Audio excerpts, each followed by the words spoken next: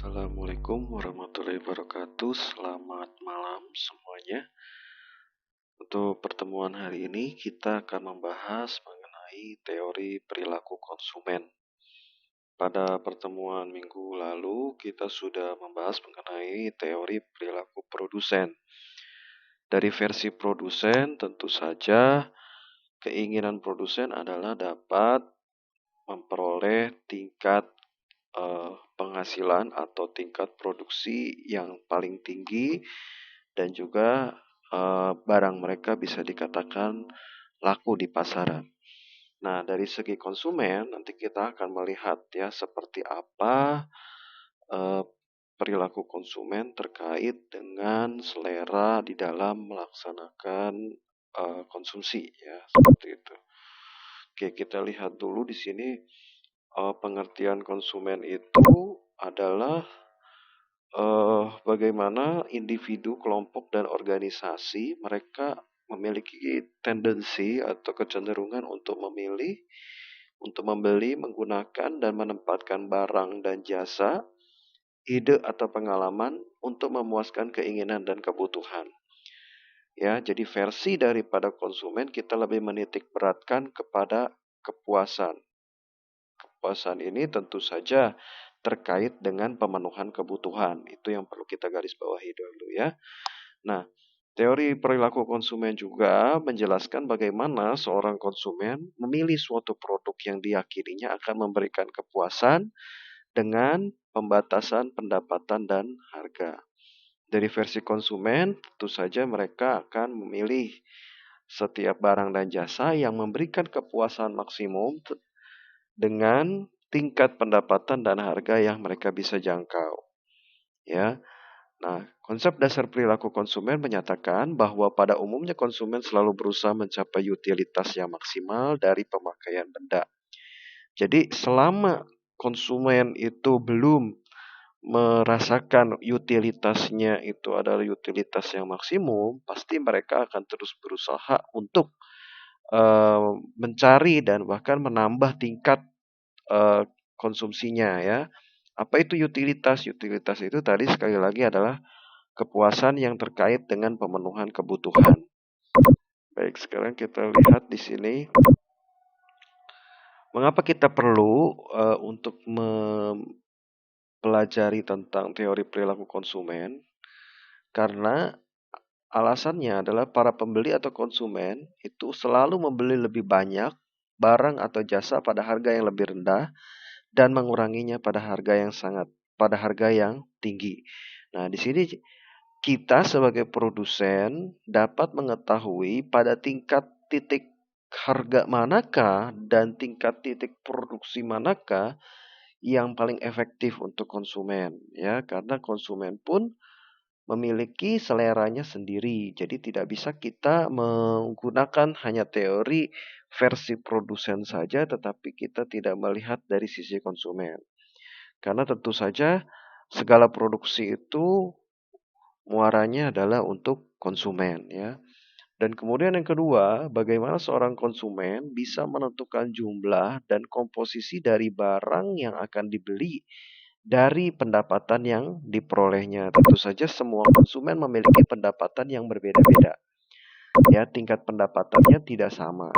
Nah, itulah mengapa kita harus mencari suatu titik atau suatu poin di mana kita dapat melihat suatu rata-rata dari pendapatan konsumen dan kita dapat meyakinkan bahwa semua produk yang kita tawarkan itu adalah merupakan produk yang dapat dibeli oleh konsumen secara khalayak ya, secara umum seperti itu ya.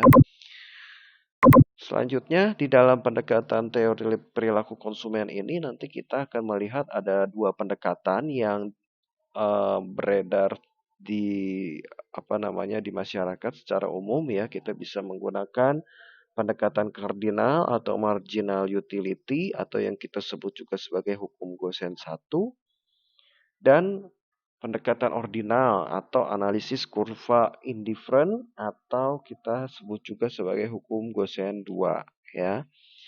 Mari kita lihat satu-satu apa perbedaan dari kedua teori ini. Sebelum kita masuk ke dalam pembagian teori tadi, kita harus mengerti dulu apa yang disebut dengan utilitas. Nah, utilitas itu adalah derajat seberapa besar ukuran kepuasan yang diterima konsumen dari penggunaan barang dan jasa. Nah, setiap konsumen pasti punya tingkat kepuasan yang berbeda-beda. Namun, pasti semua konsumen akan berusaha untuk mencapai tingkat kepuasan yang maksimal, ya. Nah, perilaku ini dapat kita menggunakan pendekatan kardinal, ya. Jadi dengan pendekatan kardinal kita bisa melihat pada titik mana kepuasan maksimum konsumen itu dicapai. Oke, kita lihat kembali. Oke, ini sama seperti tadi ya. Inti utamanya adalah utilitas itu pasti akan dicari oleh konsumen sampai pada titik di mana mereka menikmati kepuasan atas suatu barang atau jasa itu pada titik yang maksimum. Nah, pendekatan kardinal ini didasarkan pada asumsi bahwa tingkat kepuasan yang diperoleh dari konsumsi suatu barang dapat diukur ya menggunakan satuan tertentu. Satuannya ini bisa dalam bentuk uang, dalam bentuk quantity, atau dalam bentuk unit dan lain sebagainya ya. Nah, jadi tujuan kita adalah bisa mengetahui pada titik mana maksimum kepuasan daripada konsumen itu bisa dicapai. Karena pasti ini juga akan terkait dengan bagaimana produksi kita, kuantiti produksi kita itu harus pada titik mana. Jadi kita harus seimbangkan nanti pada akhirnya ya. Oke, kita lihat dulu definisinya dari pendekatan kardinal. Tadi ini sama. Oke, ini juga masih pembahasan tentang apa itu yang disebut dengan utilitas marginal ya. Jadi ada yang kita sebut sebagai marginal utility atau utilitas marginal. Apa itu yang disebut utilitas marginal? Menunjukkan utilitas tambahan yang diperoleh dari suatu unit tambahan konsumsi dari satu komunitas. Berarti penambahan atau pengurangan kepuasan sebagai akibat dan penambahan dari pengurangan tersebut, penggunaan suatu unit dalam penggunaan suatu unit barang. Total utility ini adalah, jadi kita nanti akan membahas ada dua ya, ada marginal utility, ada total utility. Kalau total utility itu adalah jumlah keseluruhan unit yang dikonsumsi oleh konsumen intinya. Sementara utilitas marginal atau marginal utility itu menunjukkan tingkat kepuasan konsumen yang diperoleh ya. Total utility dengan marginal utility ini bisa berbanding terbalik. Semakin banyak kita menambah unit atau jumlah quantity dari suatu barang, belum tentu utilitas marginal atau kepuasannya itu akan selalu maksimum. Karena kita menganut hukum yang mengatakan bahwa sampai pada satu titik tertentu di mana konsumen menikmati konsumsinya secara maksimal, maka selanjutnya itu akan mulai berslop negatif ya. Jadi kita bisa lihat kembali di sini. Ini adalah contoh dari ilustrasi seperti apa quantity dengan kepuasan total dan juga kepuasan marginal ya. Di sini kita bisa melihat pada saat konsumsi jeruknya itu 0, maka kepuasan totalnya pun 0 dan kepuasan marginalnya pun tidak ada. Pada saat dikonsumsi satu buah jeruk, maka yang terjadi adalah kepuasan totalnya sangat tinggi. Kenapa? Karena ini adalah merupakan yang pertama kali dan pasti konsumen merasa sangat puas ya. Demikian pula dengan kepuasan marginal. Nah, pada konsumsi 2 jeruk, kepuasan totalnya mungkin meningkat. Tetapi di kepuasan marginal itu tidak bisa selalu meningkat. Pasti ada perubahan. Dan perubahannya itu semakin bertambahnya konsumsi, dia akan semakin berkurang. Gitu ya. Nah, pada konsumsi jeruk 3, kepuasan totalnya masih meningkat di sini. Tetapi pada kepuasan marginalnya sudah semakin menurun. Karena konsumen pas mulai merasa ya ada titik jenuh, ada titik di mana mereka mulai merasa tidak sepuas di yang pertama seperti itu. Nah, kemudian pada saat konsumsi 4, ini kepuasannya meningkat, tetapi di sini pun sudah menurun. Dan bahkan pada saat kepuasan totalnya sudah maksimal, yaitu konsumsi jeruk pada unit 5 dan 6, di kepuasan marginalnya sudah 0. Artinya sudah di sini pada titik di sini adalah menunjukkan bahwa suatu konsumen sudah maksimal titik kepuasannya. Jadi tidak bisa ditambah kembali. Karena kalau kita tambah kembali nanti tidak lagi menjadi nilai kepuasan maksimum, tetapi menjadi minimum ya, mulai akan berkurang ya, dan kepuasan marginal bahkan akan semakin bernilai negatif seperti itu ya. Nah, kemudian di sini ada keterangan dari tabel tadi, kita bisa menyimpulkan bahwa kepuasan total seseorang pada awalnya akan meningkat seiring dengan naiknya konsumsi jeruk ya, sampai pada tadi konsumsi jeruk yang kelima dan keenam di sini adalah sudah mulai paling puncak atau paling tinggi, tetapi konsumsi yang lebih jauh di atas tersebut akan menyebabkan menurunnya kepuasan total tadi. Jadi kalau kita lihat di sini ini akan mulai menurun dari mulai unit 6 ini unit 7 sudah mulai menurun terus sampai nanti akan jadi negatif ya. Nah, kalau kita gambarkan secara kurva ini akan seperti ini bentuknya ya. Jadi kalau dia total utility itu akan meningkat tajam dan kemudian nanti akan turun pada saat sudah mencapai titik maksimum. Nah, berbeda dengan marginal utility. Marginal utility itu dari sejak awal dia dikonsumsi, dia sudah mulai ada penurunan ya. Terus menurun sampai bahkan negatif. Jadi ini adalah hubungan antara total utility dan marginal utility ya. Nah, terlihat bahwa kepuasan marginal bernilai positif ya tadi ya. Hingga konsumsi buah jeruk yang keenam, maka disitulah kepuasan marginal bernilai 0. Jadi di sini di 6.6 ini, maka kepuasan marginal adalah 0 ya. Yang artinya tambahan konsumsi jeruk sama sekali tidak mampu memberikan kepuasan atau tidak ada nilai tambah kepuasan dari pihak konsumen ya. Nah, sementara itu tambahan konsumsi buah jeruk jika terus akan ditambah secara unit, maka nanti akan bernilai negatif. Nah, dengan demikian dapat dikatakan bahwa tambahan nilai guna ini semakin lama tidak semakin naik, tetapi akan semakin menurun. Nah, ya. Teori itu yang kita sebut dengan the law of diminishing utility, ya.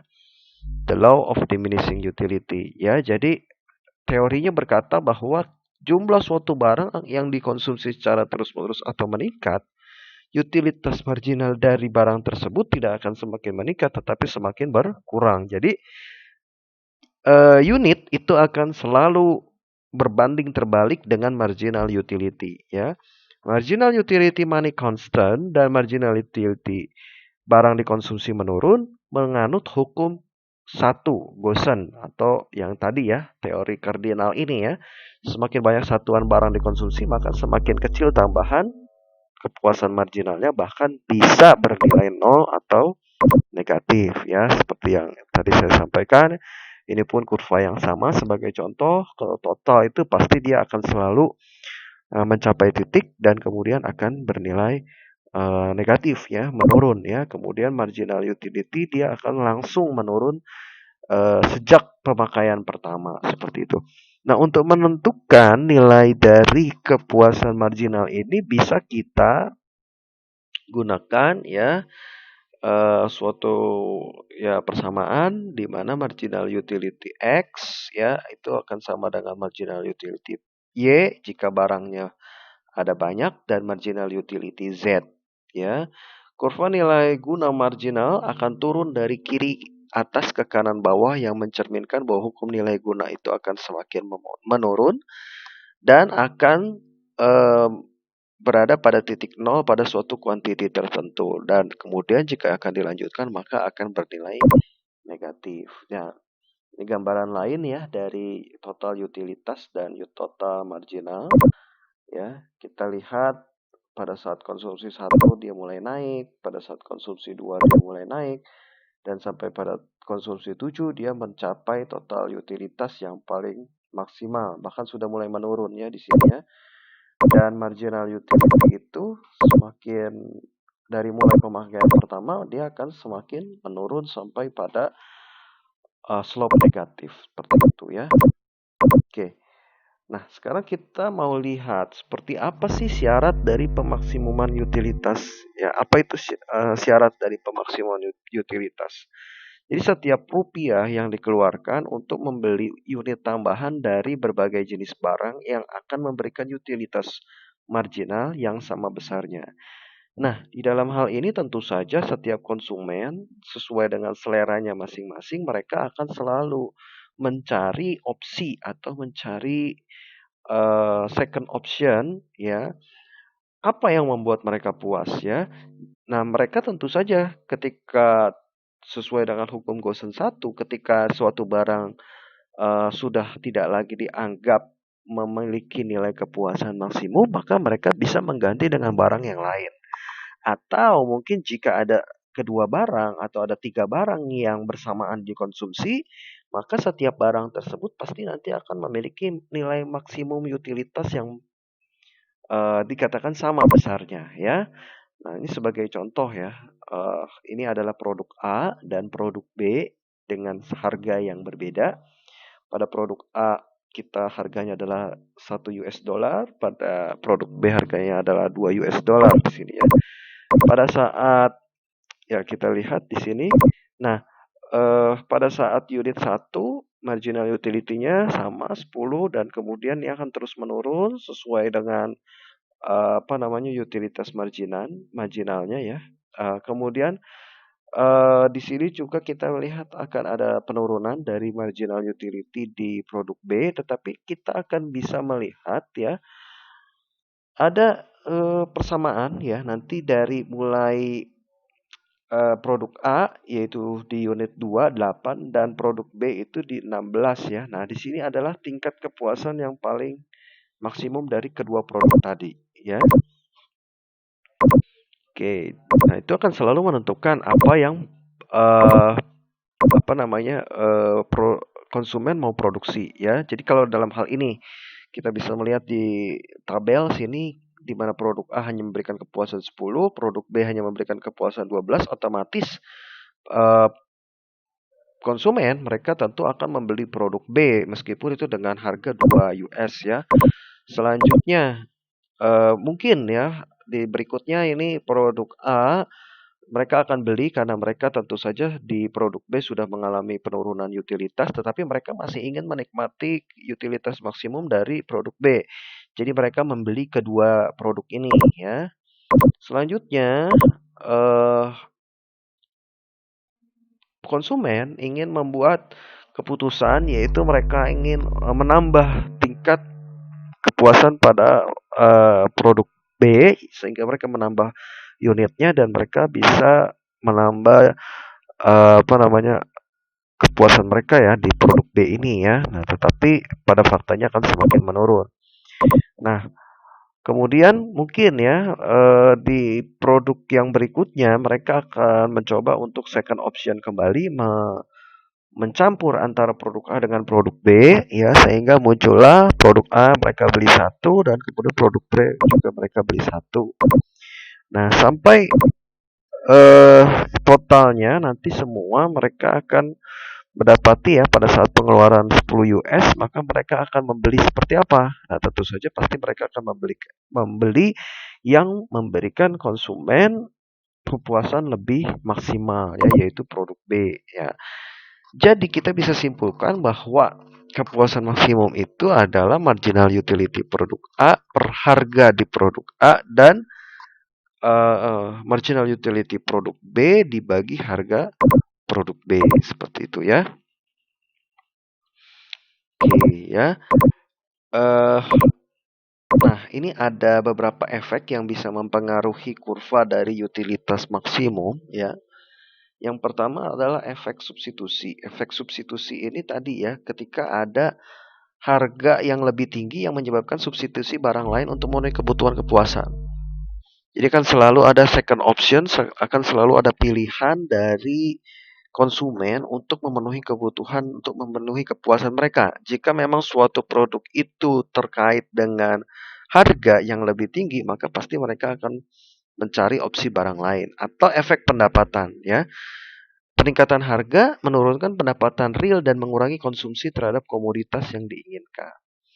Nah, jika konsumen ingin mendapatkan kepuasan maksimum tetapi secara pendapatan mereka tidak memungkinkan, maka ada kemungkinan mereka akan membatasi tingkat konsumsinya dan itu akan berdampak pada utilitas maksimum yang akan sedikit menghambat tingkat kepuasan mereka ya, sehingga tidak cepat bernilai negatif seperti itu ya.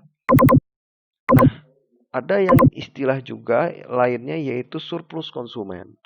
Nah, surplus konsumen ini adalah kesediaan membayar dari jumlah maksimum yang mau dibayar oleh konsumen untuk memperoleh suatu barang, ya. Kita bisa lihat di sini seperti apa surplus konsumen itu. Nah, contohnya di sini ada calon pembeli A, B, C, dan D. Calon pembeli A, mereka bersedia membayar sebesar 100 US, calon pembeli B bersedia membayar 80 US, C 70 US dan D 50 US. Di sini adalah kemampuan membayar dari setiap calon pembeli. Kemudian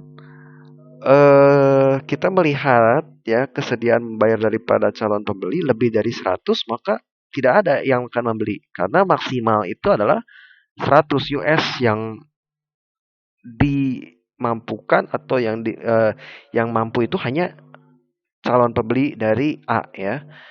Sehingga kuantitas permintaan akan menjadi 0. Pada level 80 sampai 100 dolar tentu saja yang mampu membeli adalah A. B mungkin bisa tetapi mereka pasti akan lebih cenderung membeli yang kisaran 70 sampai 80. Maka kuantitas permintaan bisa 1 yaitu A ya. 70 sampai 80 maka pembelinya akan ada 2 yaitu A dan B. 50 sampai 70 pembelinya akan ada 3 yaitu A, B, C. Nah, kurang dari 50 pasti akan sanggup.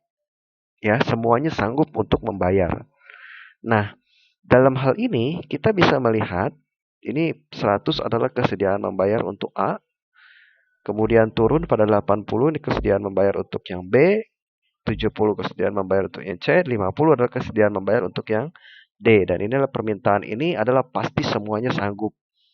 Pada titik ini pasti semuanya sanggup untuk membayar ya. Nah, sekarang kita bisa lihat di sini pada titik 100 ke bawah ya. Ini adalah merupakan surplus konsumen untuk A. Artinya apa?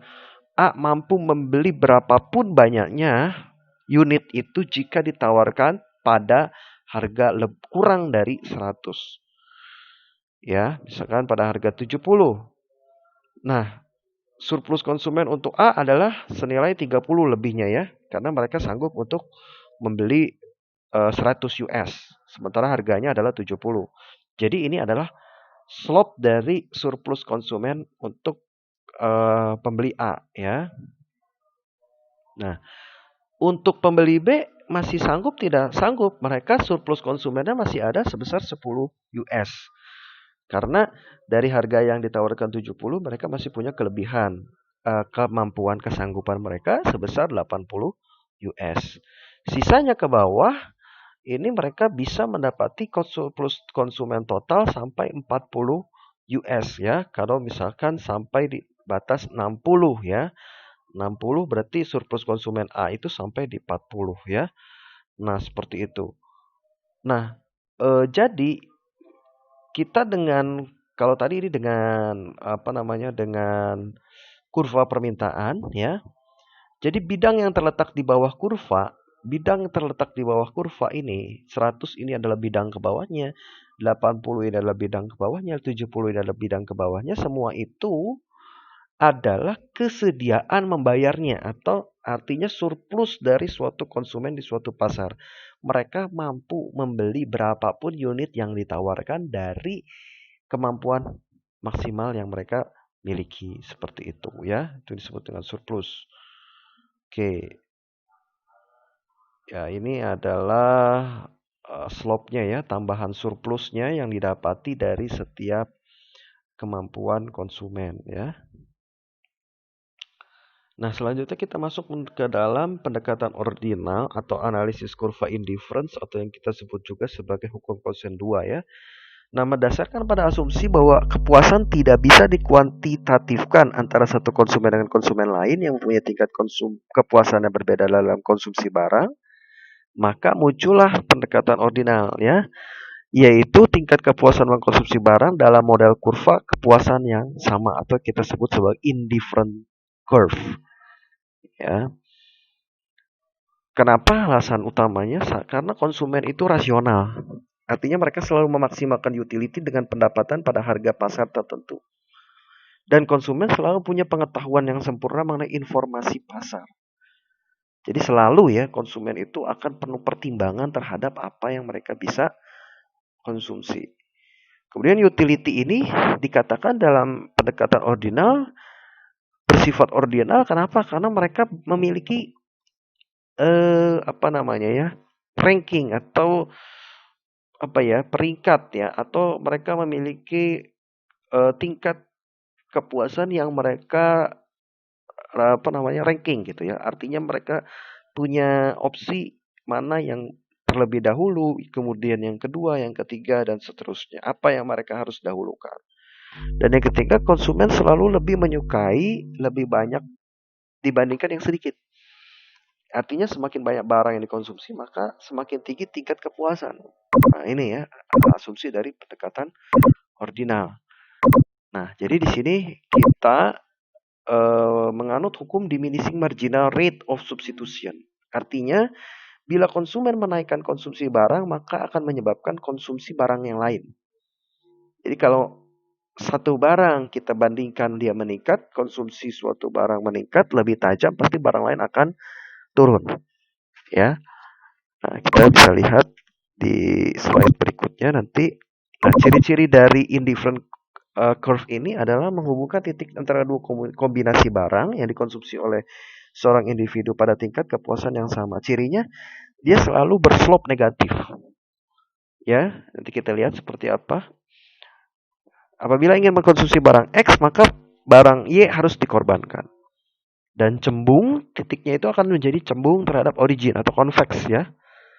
Nah, derajat penggantian antara barang konsumsi semakin menurun berkaitan dengan hukum Gaussian, di mana apabila pada titik tertentu semakin banyak mengkonsumsi barang X, maka Y-nya akan semakin hilang. Artinya hilang order atau hilang tingkat tingkat diminati oleh konsumen ya. Dan selalu tidak akan pernah berpotongan ya di dalam kurva indifferent. Kenapa? Karena produk A dan B selalu bertolak belakang. Seperti itu ya. Nah, ini contohnya ya.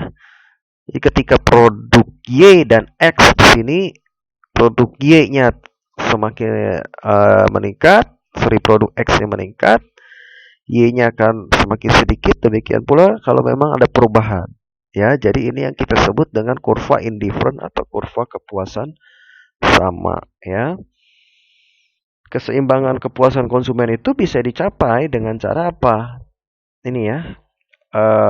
Harga barang Y dan harga barang X itu sama dengan marginal utility X dan marginal utility Y. Nah, keseimbangan itulah yang kita sebut sebagai garis anggaran atau budget line ya. Apa itu garis anggaran atau budget line? Yang menunjukkan jumlah barang yang dapat dibeli dengan jumlah pendapatan atau anggaran tertentu pada tingkat harga tertentu, di mana konsumen hanya mampu membeli sejumlah barang yang terletak hanya pada budget line saja. Nah, jadi ini ya. Ini adalah budget line. Di sini adalah garis anggaran. Jadi konsumen hanya mampu membeli kisaran antara untuk produk Y dari 0 sampai pada titik ini, dan untuk X dari sini sampai titik ini ya. Ini adalah batasan di mana konsumen dapat membeli. Seperti itu. Apakah akan ada perubahan? Iya, perubahannya bisa berupa apa? Bisa berupa pendapatan atau bisa berupa barang substitusi sama seperti sebelumnya ya. Oke, baik, nanti ini untuk latihannya bisa Anda kerjakan ya, seperti contoh-contoh yang sebelumnya bisa Anda pelajari kembali. Mungkin sekian untuk materi hari ini. Jika nanti ada pertanyaan terkait dengan kurva atau ya apa pendekatan kardinal dan ordinal ya terkait dengan teori perilaku konsumen ini dapat didiskusikan menggunakan Google Classroom. Terima kasih semuanya. Assalamualaikum warahmatullahi wabarakatuh dan selamat malam.